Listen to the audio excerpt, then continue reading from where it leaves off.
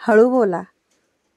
हे वाक्य तुम्ही बऱ्याच वेळा ऐकलं असेल आणि बघा तुम्ही बोलले सुद्धा असाल, पण विचार करण्याची गोष्ट आहे की कधी कधी आपण हे दुसऱ्यांना सांगत असतो आणि कधी कधी हेच दुसरे जे आहेत ते आपल्याला सांगत असतात. तर बघा ह्या सर्व ज्या गोष्टी आहेत ना, तर ते आपल्या आयुष्यामध्ये घडत असतात आणि बघा ह्या सर्व गोष्टी आपल्याला कोणाकडून ना कोणाकडे शिकायला मिळतच असतात. बऱ्याच वेळा बघा कोणालाही सांगू नको, कारण अशा भरपूर गुप्त गोष्टी असतात ज्या आपल्याला कोणालाही कळू द्यायच्या नाहीत आणि अशा भरपूर काही गुप्त गोष्टी असतात ज्या कोणीतरी आपल्याला सांगितलेल्या असतात आणि त्यांनी सांगताना आपल्याला हेच सांगितलेलं असतं की कोणालाही सांगू नको. बऱ्याचदा आपल्या कुटुंबामध्ये बघा अशांतीचं कारण देखील आपणच असतो. आता ही गोष्ट आपण मान्य केली किंवा नाही केली, बघा कुठेतरी हे सत्यच आहे आणि कधी कधी आपण एक खूप मोठी चूक करत असतो. आपण आपले असे काही सिक्रेट्स असतात ना, ते दुसऱ्यांना सांगून टाकतो, जे सांगितल्यानंतर आपल्याला वाटत असतं की आपण नाही सांगायला हवे होते. आणि बघा कधी कधी काय होतं माहित आहे ना, आपलं जे काही गुपित असतं ना ते दुसऱ्यावरती विश्वास ठेवून आपण त्याला सांगून टाकत असतो. नंतर जाऊन आपल्याला बघा त्याच गोष्टीचा पश्चाताप होत असतो, दुःख होत असतं. कधी कधी बघा आपल्याला आपल्या दुःखाचं कारणच बनून ते जातं. कधी कधी बघा त्या गोष्टीमुळे भांडणं सुद्धा होतात आणि मग तेव्हा आपल्याला समजतं की बघा मी नाही त्याला सांगायला नको होतं. आपल्याला वाटत असतं की ही माझी चूक होती, मी सगळ्यांवरती विश्वास ठेवून ती गोष्ट मी सगळ्यांना सांगून टाकली. म्हणूनच बघा आता मी तुम्हाला ज्या काही गोष्टी सांगणार आहे तिच्यामधून तुम्हाला अशा 7 गोष्टी कळतील बघा, ज्या तुम्हाला कोणालाही नाही सांगितल्या पाहिजेत. आणि ह्या ज्या 7 गोष्टी आहेत त्या आपल्याला कुणालाही सांगायच्या नाहीत. त्या कुणाला का सांगायच्या नाहीत हे सुद्धा मी तुम्हाला या व्हिडिओमध्ये सांगणार आहे.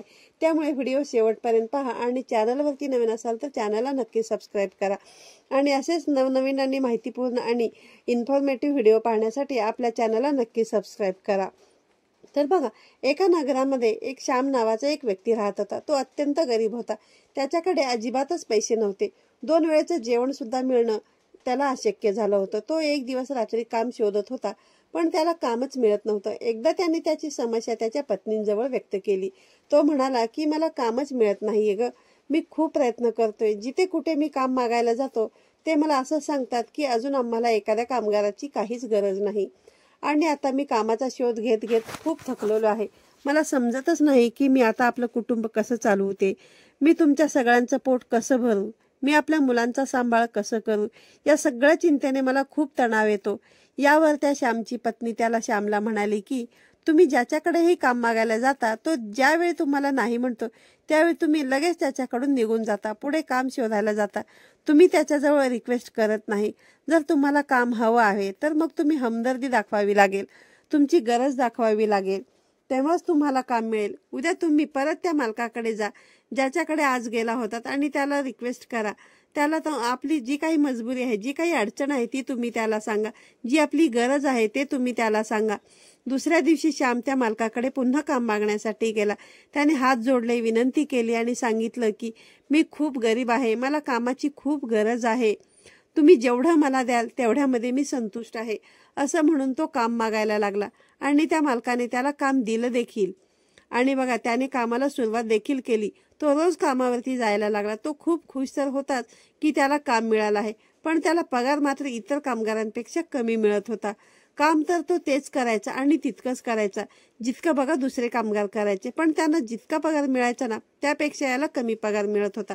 श्यामने त्याच्या मालकाला सांगितलं की असं कशासाठी, मीही तितकंच काम करतो, मग मला का कमी पैसे देता. त्यावर त्याचा मालक त्याला म्हणाला की तू धन्यवाद करायला पाहिजेस माझे, आणि तू बघा कंप्लेंट करतोयस मला. तुला कामाची खूप गरज होती ना, मग दिलं मी तुला काम आणि तुला पगार देखील तितकाच मिळेल जितका मला द्यायचा असेल. हे ऐकून श्याम शांत झाला. गोष्ट कुठे ना कुठे सत्य होती. त्याला कामाची गरज होतीच. तो खूप गरीब होता. श्याम ते काम करत राहिला आणि हळूहळू त्याने ती गोष्ट त्याच्या नातेवाईकांना, त्याच्या मित्रांना, त्याच्या आजूबाजूच्यांना सांगायला सुरुवात केली की त्याचा मालक कसा व्यक्ती आहे, तो त्याला कसा कमी पगार देतोय. बघता बघता बघा काही महिने झाले, वर्ष झाले. श्याम त्याचं काम अगदी मन लावून करत होता. तो मालक आता श्यामकडून इतर कामगारांपेक्षा जास्त कम करून घ्यायचा आणि पगार मात्र त्याला तितकाच द्यायचा.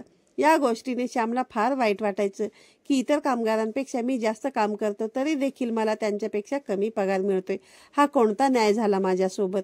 यामुळे त्याच्या आत्मसन्मानाला खूप मोठा घाव झाला आणि बघा हळूहळू त्याचं मन त्या कामापासून दूर व्हायला लागलं. त्याचं मन त्या कामामध्ये लागायचंच नाही. आणि बघा साहजिकच आहे ना, अशा कामात कुणाचं मन लागेल. आणि मग त्याने त्याचं काम सोडून दिलं आणि घरी येऊन बसून गेला. आता त्याच्याकडे करायला काहीच काम नव्हतं. आता पुन्हा त्याच्याकडचे पैसे संपायला लागले. त्याच्याकडे काहीच पैसे उरले नाहीत. मग त्याने त्याच्या नातेवाईकांकडून, मित्रांकडून मदत मागायला सुरुवात केली. पण त्याचे मित्र, त्याचे नातेवाईक त्याच्यासमोर तर त्याला दया दाखवायचे, पण त्याच्या मागून त्याला हसायचे. ते म्हणायचे, किती मूर्ख आहे हा, याच्या मालकाने याच्याकडून इतकं काम करून घेतलं आणि याला पैसे सुद्धा दिले नाहीत. आणि नातेवाईकांनी त्याला पैसे देण्यास सुद्धा नकार दिला. ते म्हणायचे की कशावरून तू आमचे पैसे परत करशील, तू तर काही कमवत नाहीयेस. हळूहळू त्याची परिस्थिती बघा अजून बेताची होत चालली होती. त्याचे तेच मित्र, तेच नातेवाईक, ज्यांना बघा तो सगळं काही सांगून टाकायचा, तेच त्याच्यावरती हसत होते.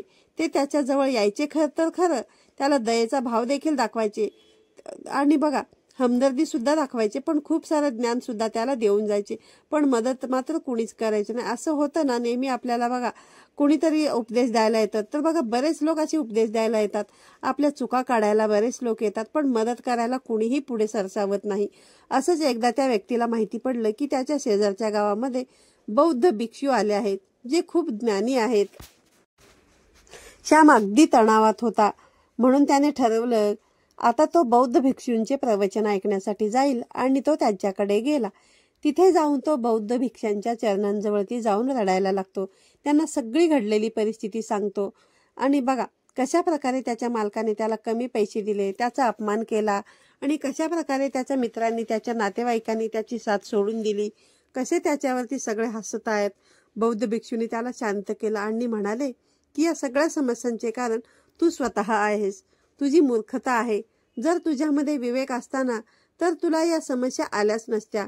तुझ्याच अविवेकामुळे तुला हे सगळं सहन करावं लागतंय. आता मी तुला 7 गोष्टी सांगणार आहे, त्या व्यवस्थित समजून घे आणि त्या कुणालाही सांगू नकोस. या 7 गोष्टी मन लावून ऐक, त्या तुझी खूप मदत करतील, तुला या संकटातून नक्की बाहेर काढतील. या 7 गोष्टींमधून मी तुला हे सांगणार आहे की अशा कोणकोणत्या गोष्टी आहेत ज्या आपल्याला कुणालाही नाही सांगितल्या पाहिजेत. कारण काही अशा गोष्टी असतात ना ज्या आपण आपल्या जवळच ठेवल्या पाहिजेत. त्याच्यातली पहिली गोष्ट म्हणजे आपली मजबुरी, आपल्यावर दया दाखवणारी एखादी गोष्ट की जी आपण बघा समोरच्याला सांगितली तर त्याला आपली दया येईल. कधी कधी आपण मदतीसाठी समोरच्याला सर्व काही सांगून टाकतो की मला खूप अडचण आहे, मी खूप प्रॉब्लेम्समध्ये आहे, माझी मदत करा प्लीज, तुम्ही सांगाल ते मी करेल. आणि ते आपली मदत करून सुद्धा देतात. पण त्यांना माहिती असतं की कुठेतरी आपण लाचारी आहोत, कारण आपल्याला गरज आहे, त्यामुळे ते नंतर आपला फायदा घेतात. आणि बघा मला सांगा, ज्यावेळी कुणाला तरी आपण आपली अडचण सांगत असतो, अशा काही गोष्टी सांगतो की ज्यांच्यामुळे आपण खूप बेचारे वाटतो, तर यामुळे काय होतं तर तात्पुरता तो व्यक्ती आपल्याला हमदर्दी देत असतो, खूप समजावण्याचा प्रयत्न करत असतो, पण नंतर जाऊन तोच व्यक्ती आपल्यावर हसतो. कारण प्रत्येक व्यक्ती हा बघा विश्वासू नसतो. आणि बघा व्यक्ती जितके असतील ना तितक्या प्रकृती असतात. इतके खालचे तर लोक असतात ना की आपण त्यांना आपले सिक्रेट सांगत असतो, प्रॉब्लेम सांगत असतो, आणि ते इतर जाऊन दुसऱ्यांना सांगून टाकतात. आणि मग काय बघा आपली मजा बनून जाते. पुढे बघा बौद्ध भिक्षू म्हणाले श्यामला की पुढची गोष्ट जी आहे तुला कोणालाही सांगायची नाही. ती म्हणजे बघ भूतकाळामध्ये तुझ्याकडून घडलेल्या चुका आणि भविष्याच्या तुझ्या योजना. ते म्हणाले की जेव्हाही आपण आपल्या घडून गेलेल्या चुका कोणाला तरी सांगतो त्यावेळी काय होतं, काहीच होत नाही, आपण त्या बदलवू शकत नाही. मग का त्या समोरच्याला सांगायच्या? आपण आपल्या चुका सांगून आपल्याबद्दल स्वतःच समोरच्याला वाईट दाखवून देतो. बघा आपलं चरित्र आपण समोरच्याच्या मनामध्ये काहीतरी वेगळं बनून जातो.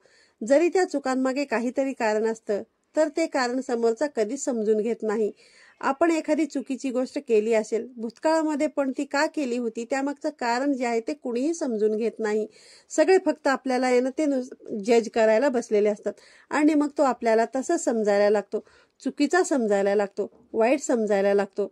आणि आपली बघा जी काही भविष्याची योजना असते ती सुद्धा आपल्याला कोणाला सांगायची नसते. की बघा मी असं करणार आहे, मी तसं करणार आहे, मी हे घेणार आहे, मी ते घेणार आहे, माझं हे प्लॅन आहे, माझं तो प्लॅन आहे, मी ही गोष्ट सुरू करणार आहे, काहीच नाही. बघा तुमची मदत देखील नाही करणार, पण बघा तुमच्या मार्गातला अडथळा सुद्धा बघा नक्कीच बनवू शकतात. किंवा बघा तुम्हाला टोमणे देखील ते मारू शकतात की तू हे करणार होतास ना, मग अजून का नाही केलंस, तू तर काहीच करत नाहीयेस, तू तर खूप मोठ्या मोठ्या बाता मारायचास ना. बस आपली इमेज अशीच बनून राहते. म्हणून कुणालाही बघा भविष्याबद्दल काहीही सांगायचं नाही. एकदा विचार करा, तुमच्यासोबतही असं कधी झालंय का? बऱ्याच जणांकडून बघा बऱ्याच वेळा असं होऊन जातं. मग नंतर आपल्याला कळतं की नाही, आता मी कोणाला काहीही सांगणार नाही. त्यानंतरची तिसरी गोष्ट बघा, जी कोणालाही सांगितली नाही पाहिजे, ती म्हणजे आपल्या घरातली जी काही गोष्ट आहे, आपल्या घरातल्या भांडणे असतील, कटकटी असतील, ज्या काही प्रॉब्लेम्स असतील, इश्यू असतील, त्या कुणालाही नाही सांगितले पाहिजे. बऱ्याचदा आपल्या घरामध्ये भांडणं होतात, आई वडिलांसमोर, बायकोसोबत, नवऱ्यांसोबत, मुलांसोबत. त्या कधीही कुणालाही बाहेर नाही सांगितल्या पाहिजेत. यामुळे दुसऱ्यांना बघा आपल्या घरामध्ये घुसायचा एक चान्सेस मिळत असतो, संधीच भेटत असते. ते बघा आपल्या घरच्यांना जज करायला लागतात. कुठेतरी आपल्याला बघा जो आपला काही कुटुंबावरती राग असतो ना, तर तो तात्पुरता असतो, नंतर तो राग निघून सुद्धा जातो. त्यानंतर बघा त्यांच्याबद्दल आपल्याला काही वाटत नाही. पण बाहेरचे जे लोक आपल्याला वेगळंच समजायला लागतात. आणि काही लोक तर असेही असतात बघा, जे आपल्याच कुटुंबातल्या लोकांना आपल्यापासून दूर करण्याचा देखील प्रयत्न करतात आणि ते आपली कधीच मदत करत नाहीत. आपल्यासमोर बघा भलेच ते बोलतील पण मनातून ते खूप खुश असतील. आणि कधी कधी काय होतं की आपल्याच कुटुंबातल्या लोकांना सांगतात की तुमच्या घरातली ही व्यक्ती मला असं असं सांगत होती. यामुळे काय होतं की लक्षात घ्या, आपल्या कुटुंबामध्ये गैरसमज निर्माण व्हायला तयार होतात. त्यानंतर बघा पुढची जी गोष्ट आहे ती कुणालाही तुम्हाला नाही सांगितली पाहिजे, ती म्हणजे आपला जो पगार आहे. बघा यात काय लॉजिक आहे? बघा आपला पगार का कुणाला सांगायचा नाही असं तुम्हाला वाटेल? तर बघा आपला जो काही पगार आहे ना, तो कितीही असू द्या, त्याला कसंही तुम्हाला मॅनेज करायचं, कुठे ठेवायचं, कसं वापरायचं, हे आहे ना, तो ज्याचा त्याचा वैयक्तिक प्रश्न, ज्याचा त्याचा डिसिजन असतो. पण बघा दुसऱ्या लोकांना ते माहिती नसतं आणि त्यांना बघा जेव्हाही काहीतरी मदतीची गरज असते ते आपल्याकडून पैसे मागतात आणि आपण त्यांची मदत नाही करू शकलो ना, तर त्यांना आपल्यावरती राग येतो की याच्याकडे इतका पैसा आहे तरी हा मदत करत नाही माझी. आणि बघा आपण काही न करता त्यांच्या नजरेमध्ये ना वाईट बनून जातो. आणि बघा कधी कधी काय होतं, जरी बघा तुम्ही कोणाच्या मदत नाही केली ना, तरी ते तुमचे पैसे मदत जरी तुम्ही करायला गेलात तरी ज्यांनी तुमचे पैसे घेतलेले आहेत ना, तो कधीच तुम्हाला जेव्हा तुम्हाला गरज असेल ना तेव्हा तो पैसे परत देत नाही. कारण बघा ज्यांना असं वाटतं की याला काय गरज आहे, याच्याकडे तर भरपूर पैसा आहे, पण आपला तो पैसा बघा मेहनतीचा असतो, हे या लोकांना कोण सांगणार? हे लोक असेच असतात. कमी पगार असला तर हे आपल्याला नावं ठेवणार, आपल्यावरती हसणार आणि बघा आपल्याला कमीही समजणार. आणि जास्त पगार असला तर आपल्याकडे मदत मागायला येणार आणि आपण नाही म्हटलो तर फुगून बसणार. बघा पुढची गोष्ट नाही सांगितली पाहिजे, हे लक्षात ठेवा. ती म्हणजे बघा आपला सगळ्यात मोठा जो काही वीक पॉइंट आहे ना, जी काही सगळ्यात आपली कमजोरी आहे ना, बघा आपला स्ट्रॉंग पॉइंट असतो, तो बऱ्याच जणांना बघा माहिती करायचं नसतं की त्यांचा विकनेस काय आहे आणि त्यांचा स्ट्रॉंग पॉइंट जो आहे तो काय आहे. त्यांना माहिती असतं ना, ते खरोखरच बघा खूप हुशार असतात. पण बघा जर तुम्हाला माहिती असेल ना, तर तुमचं वीक आणि स्ट्रॉंग पॉइंट तुम्ही कोणालाही सांगू नका. यामुळे लोक आपला फायदा उचलायला लागतात. बघा पुढची गोष्ट म्हणजे आपले मित्र आणि आपले शत्रू यांच्याबद्दल सुद्धा कोणाला काहीही सांगितले नाही पाहिजे. बघा आपले तर बघा फारसे दुश्मन पण नसतात, पण काहींचे असतात, काहींचे आजूबाजूंचे, काही काही लोक बघा त्यांच्यावरती खूप जळत असतात. आणि यामुळे कधी कधी जे बघा आपले चांगले मित्र असतात ना, त्यांना ते आपल्याबद्दल आहे ना भडकवण्याचा देखील प्रयत्न करत असतात. आणि शत्रूबद्दल यामुळे नाही सांगितलं पाहिजे की कारण बघा कुणीतरी व्यक्ती आपल्या शत्रूजवळ जाऊन आपल्याच बद्दल वाईट बोलून आपल्याविषयी कट कारस्थान रचून घेऊ शकतो आणि बघा आपल्या आत्मसन्मानाला ठेच पोहोचवू शकतो. बघा अशा काही गोष्टी असतात ना, ज्या खरोखरच आपण नाही सांगितल्या पाहिजे. प्रत्येकाला आपलं कुणीतरी विश्वासू असतं बघा, तुम्ही त्याच्याशी बोलू शकता, पण काही जणांना बघा सवय असते ना, ते प्रत्येक गोष्ट प्रत्येकाला सांगत सुटतात. मी असं केलं, मी तसं केलं, माझं असं आहे, माझं तसं आहे, हा माझा मित्र आहे, तो माझा असा आहे. काही गरज नाहीये बघा काही सांगण्याची. त्यानंतरची पुढची गोष्ट म्हणजे दान करणे. बघा ज्यावेळी आपण काहीतरी दान करत असतो ना, कुणाची तरी आपण मदत करत असतो, तर या गोष्टी सुद्धा बघा प्रत्येकाला सांगत नाही बसायच्या. कारण बघा काही जणांना असं वाटत असतं की आपण खूप मोठ्या मोठ्या गोष्टी करतोय, आपण शो ऑफ करतोय, आपण इतरांना दाखवतोय आणि म्हणून कुठेतरी आपलं दानधर्म केलेलं वाया जातं असं म्हणतात. आणि बघा कुठेतरी यामुळे त्यामुळे बघा आपल्यावरती अहंकार सुद्धा निर्माण होतो आपल्यामध्ये की मी याची मदत केली, मग मी हे याला सांगितलं, मग त्या दानधर्माचा काय फायदा झाला सांगा ना? काहीच नाही. कधी हे दान करत असाल ना तर ते तुम्ही गुप्त स्वरूपामध्ये करत जा. त्याचंच तुम्हाला फळ जे आहे ना ते चांगल्या पद्धतीने प्राप्त होईल. तर बघा, या काही ज्या गोष्टी आहेत ना बौद्ध भिक्षूंनी श्यामला सांगितल्या, यांच्यामध्ये बघा संसाराचे सगळे सिक्रेट्स लपलेले आहेत. म्हणजे त्या सगळ्या गोष्टी, म्हणजे अशा सगळ्या गोष्टी बघा ज्या महत्वाच्या असतील श्यामला, या सर्व गोष्टी पटल्या. ऐकूनच बघा श्यामचा तणाव आहे ना फार प्रमाणामध्ये कमी सुद्धा झाला. बघा, या गोष्टींचा विचार करून तरी बघा आणि तुम्ही तसं वागून तरी बघा. तुम्हालाही बघा जर अशी कोणती गोष्ट वाटत असेल, माहिती असेल की जी आपण कुणालाही नाही सांगितली पाहिजे, तर ती तुम्ही कमेंट बॉक्समध्ये नक्कीच सांगू शकता. आणि आजचा व्हिडिओ तुम्हाला कसा वाटला हे तुम्ही मला नक्कीच सांगा. पुन्हा भेटूया अशाच एका नवीन आणि इन्फॉर्मेटिव्ह मोटिवेशनल व्हिडिओमध्ये. तोपर्यंत सर्वांना श्री स्वामी समर्थ.